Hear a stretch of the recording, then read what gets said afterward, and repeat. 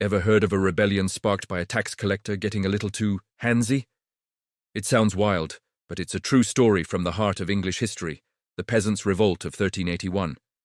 This wasn't just a small protest, it was a massive uprising that shook the very foundations of the kingdom. So, how did it all begin? Well, it starts, as many of these stories do, with money and war. England, in the late 14th century, was deep in the 100 Years' War with France. Wars are incredibly expensive, and King Richard II's government was running out of cash. Their solution? A new, deeply unpopular tax called the poll tax. Now, taxes weren't new, but this one was different. Between 1380 and 1381, a new poll tax was introduced that was 3 times higher than any previous one. And here's the real kicker. It was a flat tax. Every single person over the age of 15 had to pay the same amount, regardless of their wealth. A poor farmhand had to cough up the same as a wealthy merchant. You can already see why people were getting angry, right? For the working-class families of England, this was a crippling blow. Many were already living on the edge, struggling to make ends meet. This new tax wasn't just an inconvenience, it was a threat to their survival. A family with several older children would suddenly face a massive bill they simply couldn't afford. So, what did they do? What any of us might do when faced with an impossible situation, they got creative. Many households started hiding their eligible children. When the tax collectors came knocking, they'd conveniently forget to mention their 16-year-old son or 17-year-old daughter. They just hoped no one would notice. But the king's government wasn't stupid. They knew people were evading the tax. So, they sent out royal commissioners, a sort of medieval IRS audit team, to investigate and enforce the collections. And this is where things took a truly disturbing turn. These officials were determined to find every last person who owed the tax. To do this, they began physically examining young people to determine their age. Imagine being a young girl in a small village, and a strange official comes to your home, sent by the king, to perform an intimate physical check to see if you were over 15. The method they used was crude and horrifying. They would touch young girls to see if they were still virgins, based on the vile assumption that this would prove their age. This wasn't just about money anymore. This was a violation. It was an abuse of power that struck at the heart of people's dignity and personal safety. The outrage was immediate and explosive.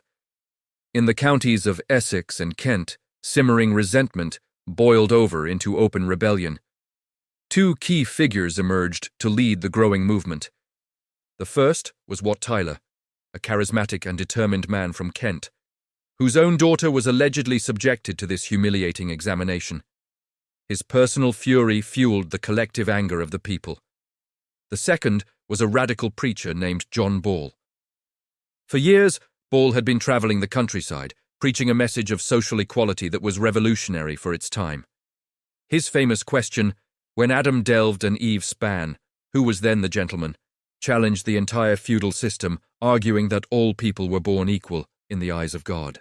His sermons gave the rebels a powerful ideology, a belief that they were fighting not just against a tax, but for a new, fairer world. Fueled by anger and inspired by these leaders, thousands of common people, peasants, artisans, and disillusioned villagers, picked up whatever makeshift weapons they could find and began to march. They weren't an organized army, but they were a furious mob. Their first targets were the symbols of the oppression they faced. They attacked manor houses, burning the legal documents that tied them to the land as serfs. These documents, known as manorial rolls, were the records of their servitude. By destroying them, they were symbolically and literally trying to burn away their bonds. They weren't just protesting a tax. They were trying to dismantle the system that kept them powerless.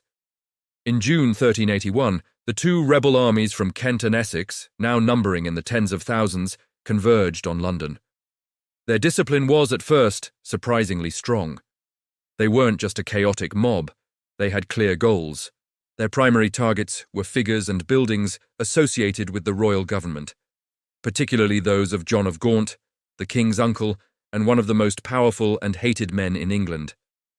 They famously torched his magnificent Savoy palace on the Strand, throwing his priceless treasures into the River Thames, declaring they were traitors and not thieves.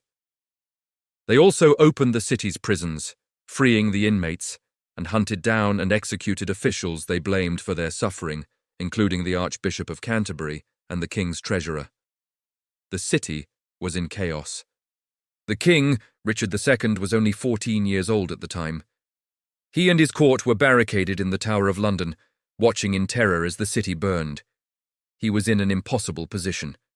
His army was abroad, and the rebels controlled the capital. He had no choice but to negotiate. He agreed to meet the rebels at a place called Mile End. There, in a tense confrontation, Wat Tyler presented the rebels' demands. They wanted the abolition of serfdom, an end to the hated poll tax, a pardon for all rebels, and the freedom to buy and sell land freely. Incredibly, the young king agreed to everything. He issued charters granting their demands and sent the rebels on their way, promising them freedom. But it wasn't over.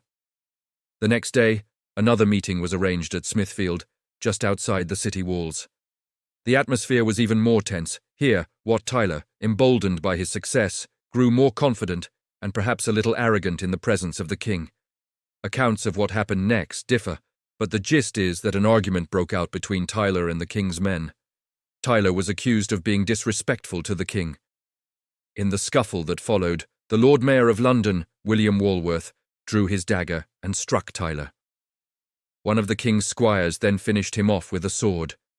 The leader of the rebellion was dead. The crowd of rebels saw their leader fall and immediately raised their bows, ready to unleash a volley of arrows on the king's party. It was a moment that could have changed English history forever. If they had fired, the king would have been killed and the country would have descended into total anarchy. But then, the 14-year-old Richard did something extraordinary. He rode forward alone towards the angry mob and shouted, "Sirs, will you shoot your king? I am your captain. I am your leader. Follow me." It was an incredibly brave move. Stunned by the boy king's courage and confused by the loss of their leader, the rebels lowered their weapons and did as he said. He led them away from the city, effectively defusing the situation. With the rebels dispersed and their leadership gone, the tide turned swiftly. Once he was safe and his authority was restored, King Richard showed his true colours. He went back on every single promise he had made. The charters of freedom he had granted were revoked. He famously told the peasants, "Villains you are, and villains you shall remain." Royal armies were sent into the countryside to hunt down and brutally punish the remaining rebels. John Ball was captured, tried, and subjected to the horrific execution of being hanged, drawn, and quartered. Thousands of others were executed in the purge that followed. The rebellion was crushed. So what is the legacy of the peasants' revolt? On the surface, it looks like a complete failure. The rebels didn't achieve their immediate goals. Serfdom wasn't abolished overnight, and the king's authority was brutally re-established. The poll tax was abandoned, but the fundamental structure of society remained. However, the revolt sent a shockwave through the ruling class. They had seen the terrifying power of the common people when pushed too far. They were spooked. Landlords became more hesitant to increase rents or abuse their power, and wages for labourers actually began to rise in the years that followed, because there was a labour shortage and a new, unspoken fear of another uprising. The revolt may have been crushed, but it planted a seed. It was a powerful, bloody reminder that even the most powerful kings and nobles could not ignore the will of the people forever. It stands as a testament to the enduring human desire for justice and freedom, a story of ordinary people who, for one fiery summer, dared to challenge their world. Thanks for watching. If you found this story as fascinating as I do, please hit that like button and subscribe for more deep dives into the most dramatic moments in history. See you next time.